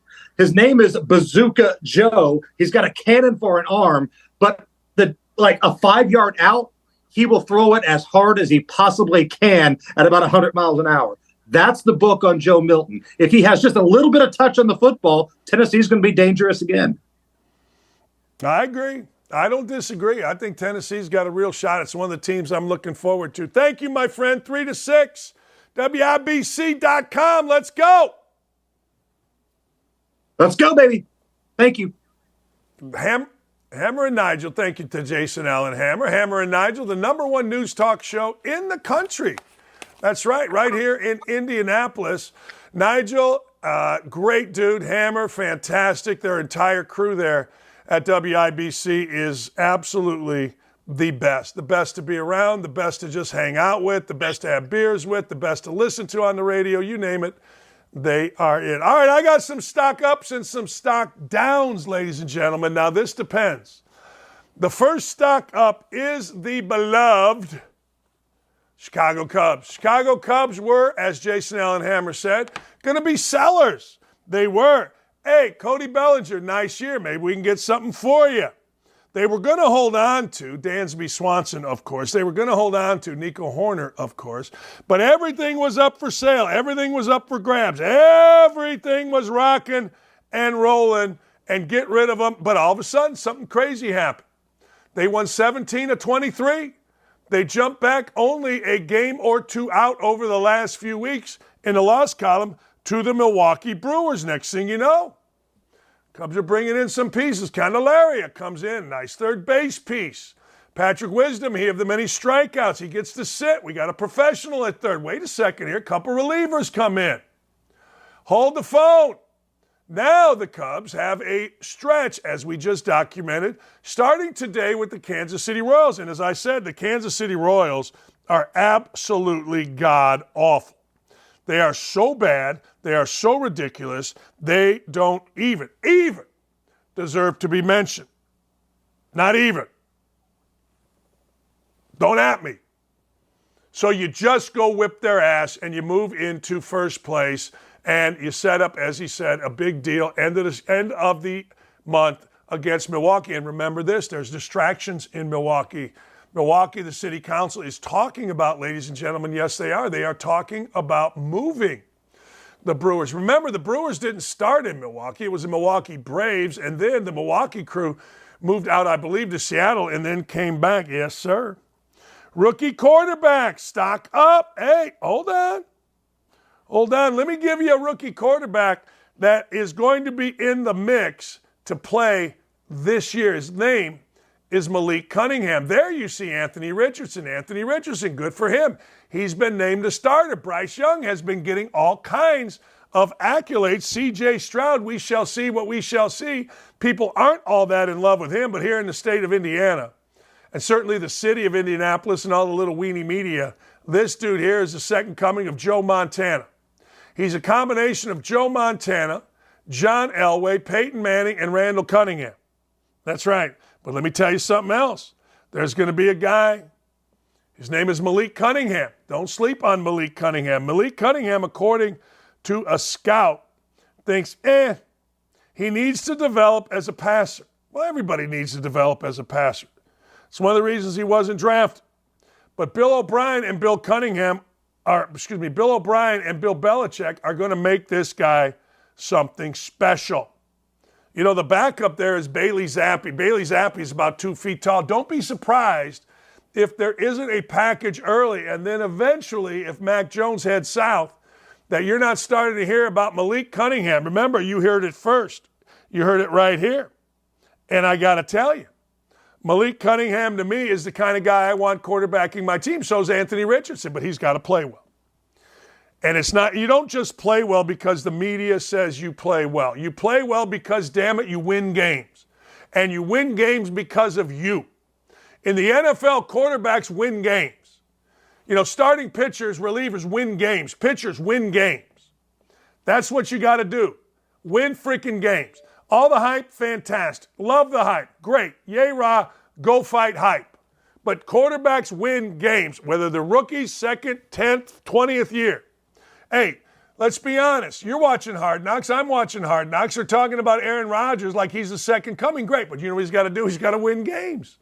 It's the only thing that matters in the NFL. Stock up, Sage Steele, you beautiful. woman, you went on Megyn Kelly yesterday, and you talked about the horrific experience of having to get the shot against what you believe to be very strong principles. Your kid, your child, said, Mom, I'm proud of you. You're standing up for yourself. That's awesome. Means that Sage and her husband, ex-husband, raised smart kids. I'm all in on all of it. I really and truly am. Sage Steele is a dignified woman. We always ask, what the hell's a woman? Isn't that the new thing? What's a woman? Well, Sage Steele's a woman. Sage Steele stood up. Sage Steele faced consequences. Sage Steele ultimately won. Sage Steele won because now she can speak freely. Look, she pocketed a boatload of cash. She wasn't held against her will at ESPN. Obviously not. But let's be realistic here. You got a job. You got 3 kids. You're the breadwinner. You got to give a ton of cash each month to an ex-husband. It's not like you can just walk away from that and do what? No. Sage Steele stood up, and she won her freedom, maintained and enhanced her dignity, and showed that ESPN is a fraud. You know, when you allow people like Jalen Rose to come on there, get a DUI, talk about white boy wasted, what the hell is that? And then, of course, lie about Jacob Blake being, quote, killed at the hands of a police officer when, in fact, Jacob Blake was alive. You allow this idiot and enhance this idiot. You allow idiots like Elle Duncan to be promoted. You allow people like Elle Duncan to take Sage Steele off of a women's forum that she initiated, that she started, all because of her conservative views. Good for Sage Steele for stepping up. Wander Franco, stock down. Look, there's 8 bazillion women out there. If you're looking for a hoochie mama, all you got to do is show up at a big leaguer's hotel. All you got to do is on an off day, go to Vegas. You'll see some hoochie mamas dressed like ass, thigh tattoos that you can go all in on. Why are you going in on an 8th grader? Why are you dating allegedly an 8th grader? Seems wrong to me. No. Why does it seem wrong to me? Because it is wrong. You know, the world is starting to push to making that okay, and I'll never be down with it. They're starting to say, well, you know, as long as it's consensual. It's not consensual with an 8th grader and a 22-year-old man. What's wrong with you? Hell, brains don't form until they're 25, and you're going to let an 8th grader into an intimate affair with a 23-year-old ball player? What is this, Fast Times at Ridgemont High? I hope this Franco guy never plays a minute. I do. Never again in Major League Baseball. Michael Oher, I think you're lying. Michael Oher, I think you're shaken down. I got shook down last year by the Indy Star and some little kid. They tried. They failed. Of course they failed. Truth is always on my side. Well, the truth is Michael Oher mentioned the conservatorship 3 times in a book dating back to 2011, and now he's saying he didn't know anything about it. Hey, look, if I'm a juror, I go, hey, Michael, if I could ask a question, what is this and what is this? Now, lawyer, you're not allowed to talk. Michael, what is it? Well, you know, I didn't. Oh, stop. What is it? He's trying to shake folks down.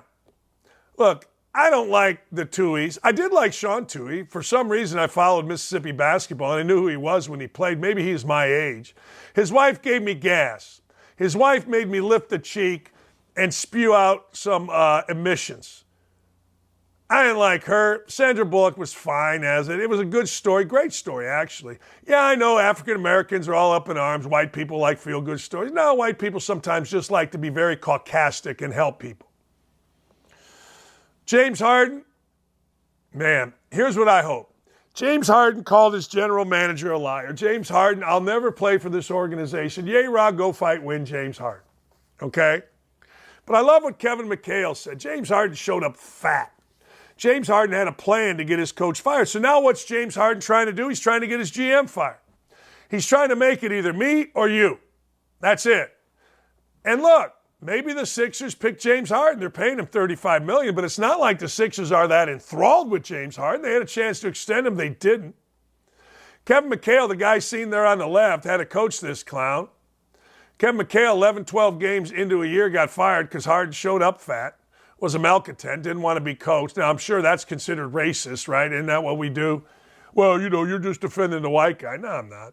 I remember when Harden showed up fat. Harden showed up fat in that video that he posted from China. He showed up fat and he showed up supporting a communist regime. Is James Harden communist? See what I did there? I went Twitter guy. $35 million for that.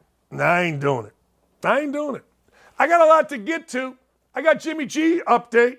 I got U.S. law enforcement's deaths on pace to rise. Man, we'll get into all that when we come back. And, of course, the lovely, the uber-talented Hayley Caronia with some Tik Toks that I always laugh at. Be right back.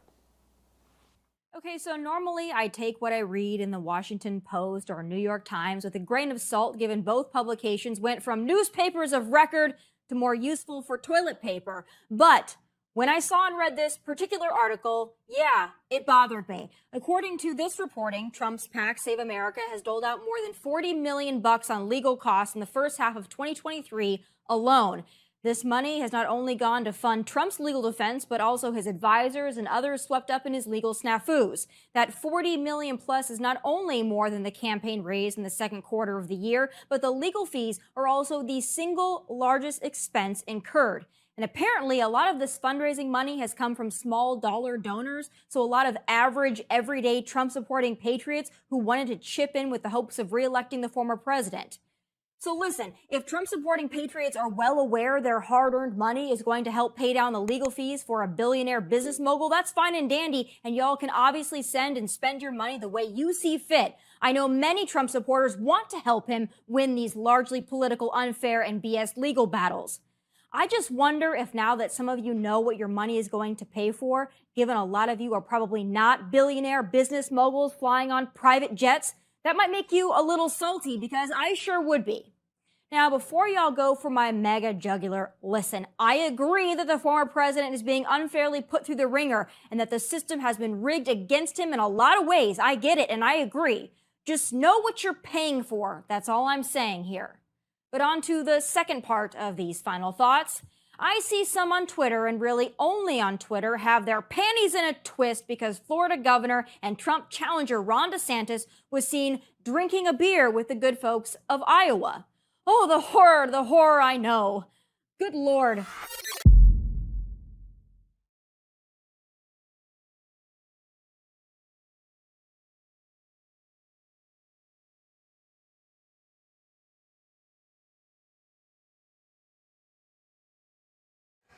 All right, let's recap the top story. Sage Steele is awesome. That's the top story. Hey, Jimmy G.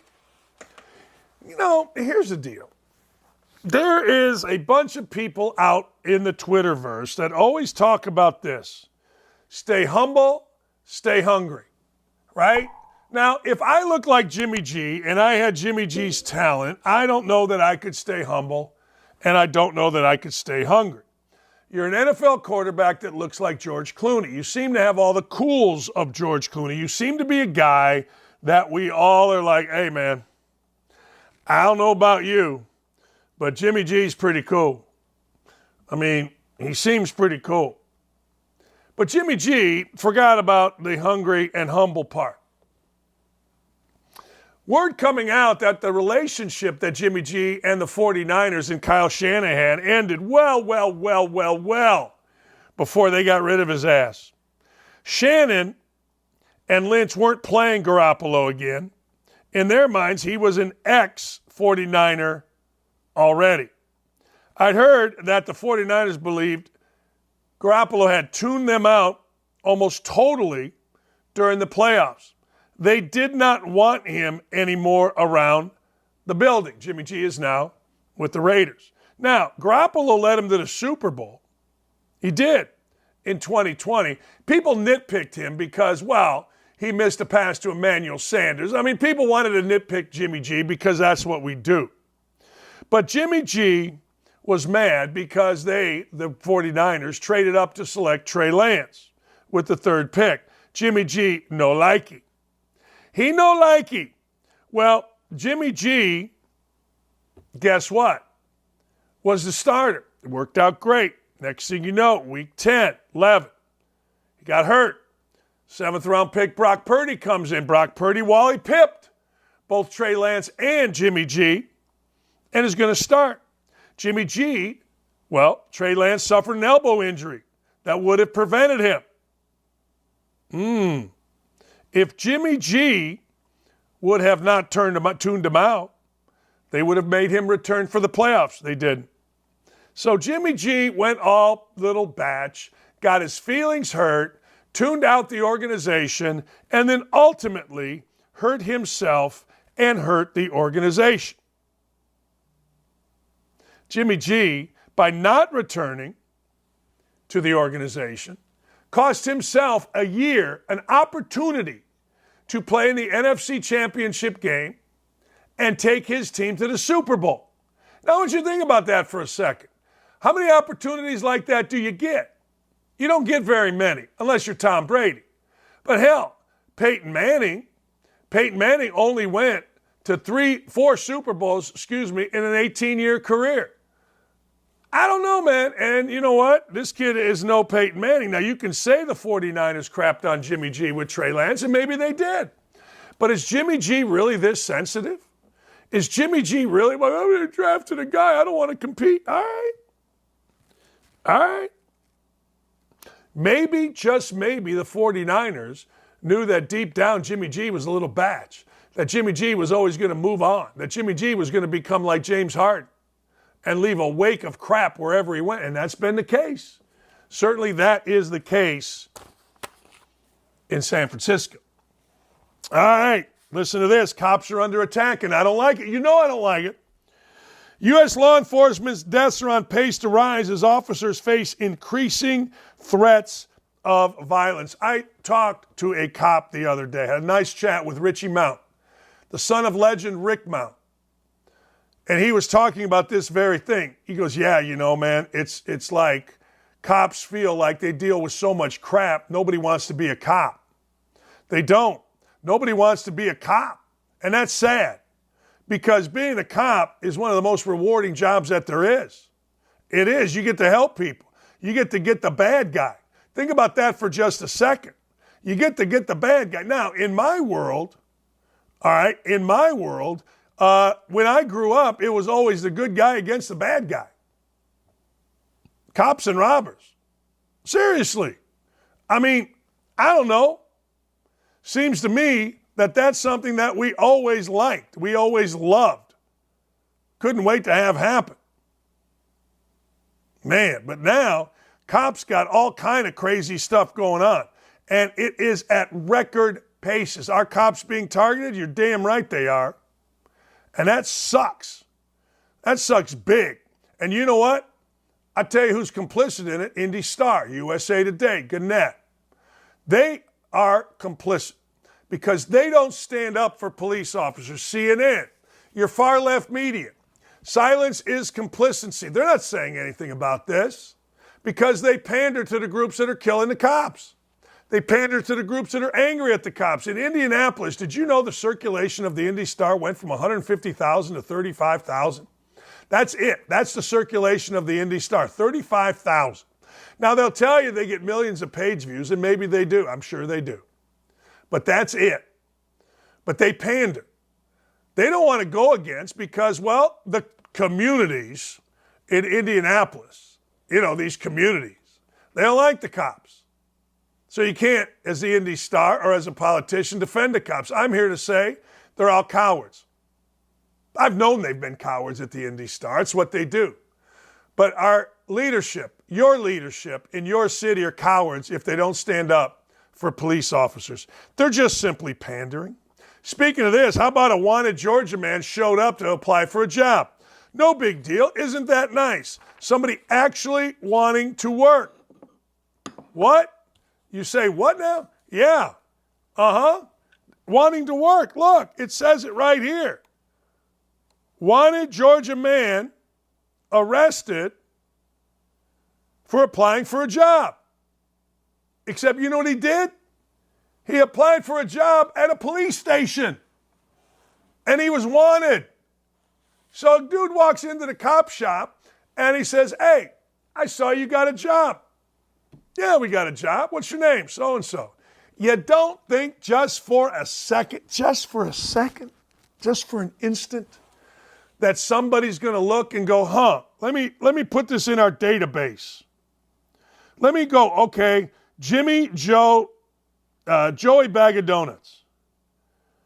All right. Now, look here. You are who now? Again, you're Joey Bag of Donuts. Joey, it says here you're wanted on felony charges. Joey, what is this? Oh, man, I didn't know. Joey, I'm looking at it right here. I'm looking at it right here. Now, to the guy's credit, he is 24 years old, so he's an idiot. His name is Justin Carter. He applied. Now, I'll give him credit. He had warrants for his arrest in Georgia, but he applied for a job at a cop shop in Arkansas, and he did it through an online application while he was hiding. He was hiding in South Carolina. Now, let me walk you through that. Wanted in Georgia, hiding in South Carolina, applied for a job at a police station. So, the 24-year-old came to Arkansas to verify details for a physical fitness test. After he arrived, police say there were discrepancies in his physical appearance from the background check. After further notice, they found out that his history wasn't what he had put on the background check. His history, his real identity, involved a nationwide search. The next day, there's a nationwide search for this idiot. The next day, Carter met police at the Monticello, Arkansas high school track to perform his fitness test, and you know the rest. They allowed him to finish the fitness test. After the test, they arrested him. So they made him run, and then they arrested him, and now he is waiting transport back to the great state of Georgia, where he will be put in jail for probation violations and various other warrants. Good for you. God bless you. Seriously. Don't be angry. Don't hate the player. Hate the game. Dude just wanted work. Who knew? I figure, hey, I can change my name. I'm Mike Greenberg. That's right. I change my name. I'll go to the cop shop. Nobody's the wiser. Oh, Justin. All right, ladies and gentlemen, you know what time it is. It's time for the lovely, the uber talent. Look at her. She's going to pop up on your screen here in a moment. Hayley Caronia with the latest in TikTok. But first, ladies and gentlemen, before we get to the TikToks, we must hear from Hayley. Hayley, what's on your mind? What do you got? What are you thinking about? What's going on in the world that has you, I don't know, either happy, sad, angry, or glad? What's going on? Well, the latest thing on the internet, on TikTok, is that everyone is waking up to the fact that these Trump indictments are a sham, and that likely Trump would be indicted for the dumbest thing ever, spitting his gum out and having it on the sidewalk, things like that. So now people on TikTok are joking about that. I'm going to play you a few and then we'll go through some more. Go ahead. Wow. I didn't know that. You're telling me now for the first time. Wow. I didn't know that. You're telling me now for the first time. So I don't know about you, but I always thought when I was younger that if you turned the car light on at night, that it was illegal because my mom would always scream at me. I found out that it's not illegal, but I think we're all under the impression that you shouldn't do that.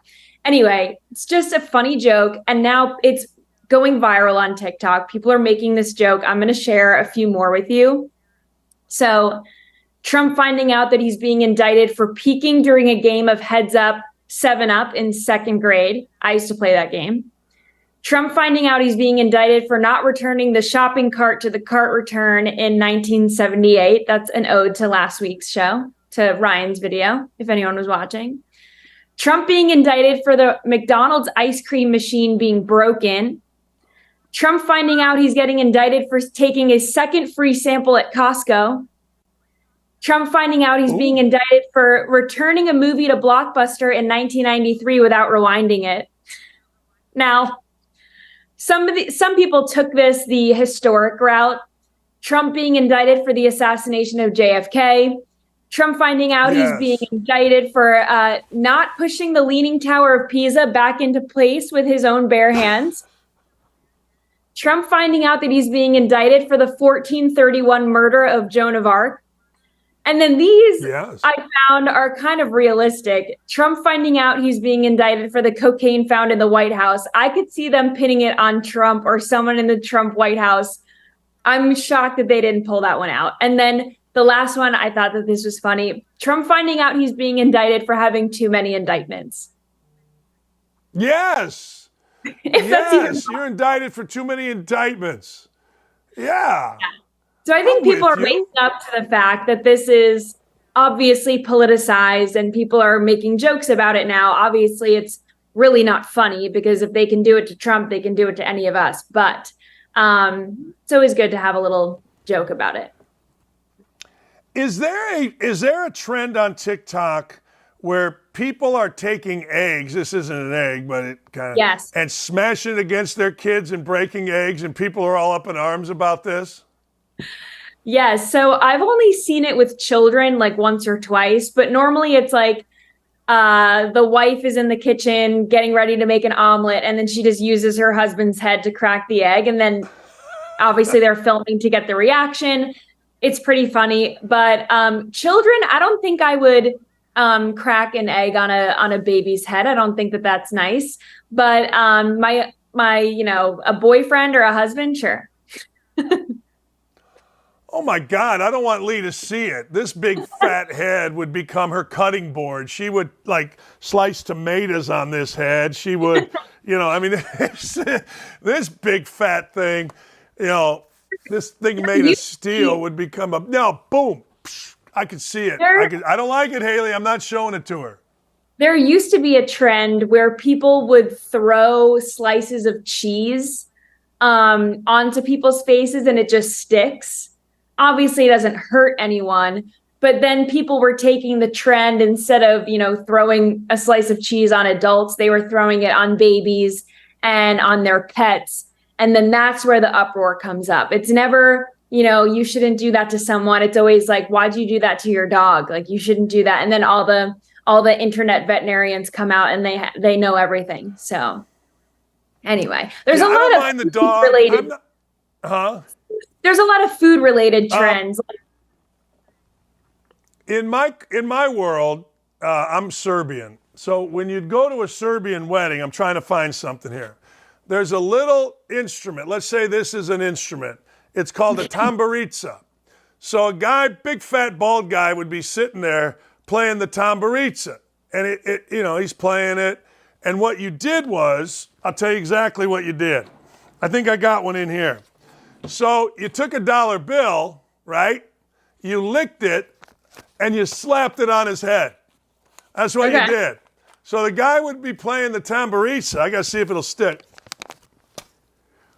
The guy would be playing the tamburica, and he's got dollars hanging from his head, right? Yeah. And that's our version of slapping baloney on a kid or something. You know what I'm saying? Well, yours is a little more humane, I think. But there's a lot of food-related trends on TikTok. And I know a few weeks ago I showed you people were throwing, glass bottles down the stairs and watching them break. Now people are they're setting up spikes, very spiky surface, and then they're throwing bottles of soda off of a ledge onto this spike. And then obviously the bottles of soda they're going everywhere. Why this is a trend, I have no idea. It does not appeal to me, but sometimes I do catch myself getting stuck watching it and I'm like, what am I doing? So I don't know. Right. How did I get here? I don't know. What the hell am I doing? What is going on here? This is the crap that I'm watching. All right, what do you got for me today? What do you have for us today? All right, we'll play the first one.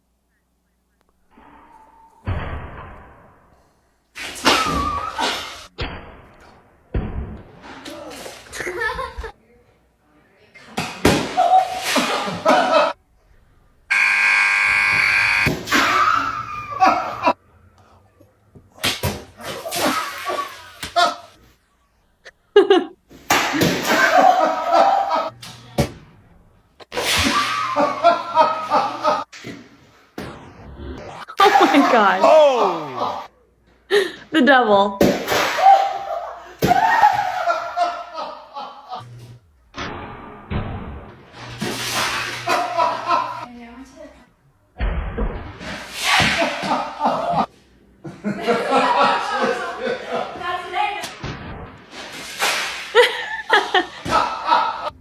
What is in the balloon? I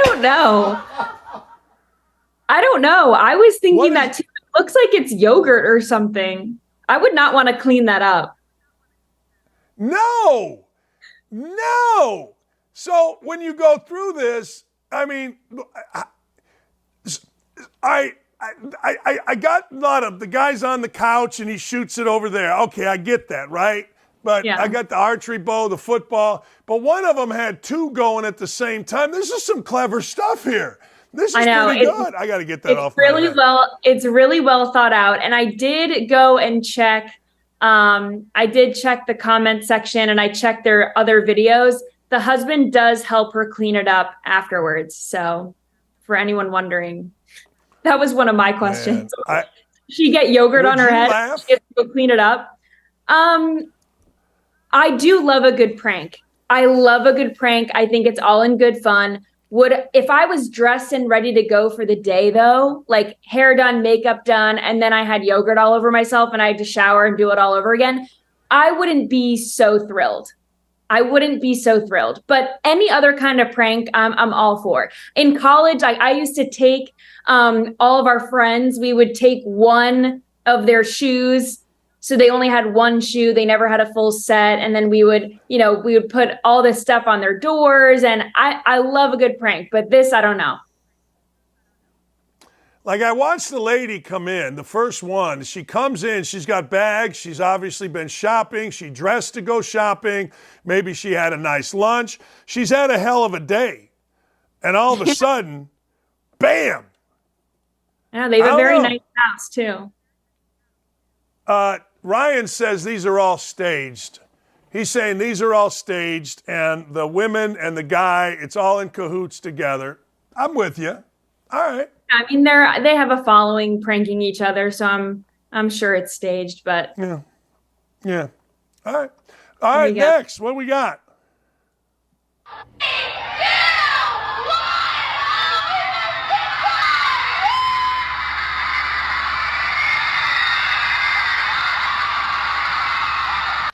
I don't know what could happen to me in my life to make me this excited. This is how I would react if I won $1 million. If I won $1 million, isn't it up that you have to be this excited to hopefully get a frat that you want to be in, even though you paid to be in it to begin with? That's why I never understood fraternities and sororities and like, are y'all making me pay to have friends? I can make friends, okay? I can. What if I go live in the dorm and then just walk over to the fraternity? What about that? I can already tell this about to piss some of the frat dudes and the sorority lady dudes off, cause I love my Alpha, Beta, Kappa, Omega.